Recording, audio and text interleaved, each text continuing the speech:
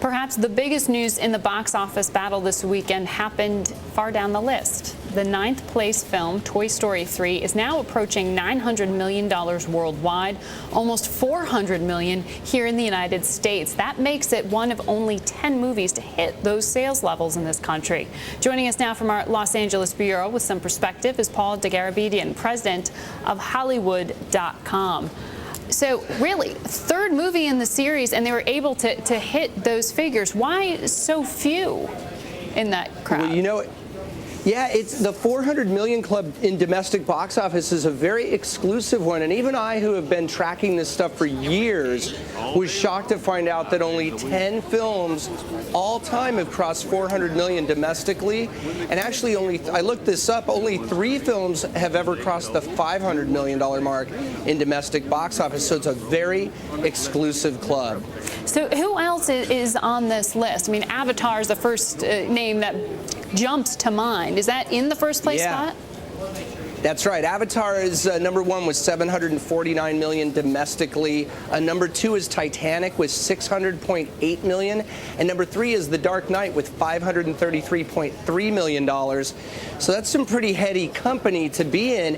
And for Toy Story 3, I mean, remember, the first Toy Story movie opened in 1995. And here we are in 2010 with this latest installment, keeping up with that whole Disney Pixar quality.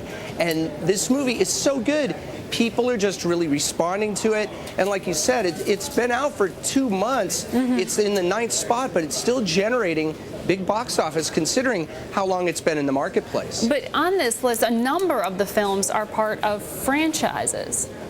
Yeah. Yes, known commodities and brand names that people are very familiar with. I mean, Transformers Revenge of the Fallen is on the list. We mentioned The Dark Knight is on the list. Yeah. There's a lot of familiar themes on that list of $400 million films, and that's because people, you know, audiences and studio executives seem to like the familiar. Who is the most winningest, if you can say that, studio out there? I mean, are there commonalities beyond just having been part of franchises? Yes, I mean, in terms of the 400 million list or just in general this year? Well, on this hit list that you've got. Yeah, well, I mean, it runs the gamut. I mean, you know, Paramount is represented on there. Warner Brothers is represented there. I mean, all the studios have been, it seems all the major studios have been fortunate enough to have films that have crossed this big milestone. Of course, Fox with the Star Wars films, they're on that list.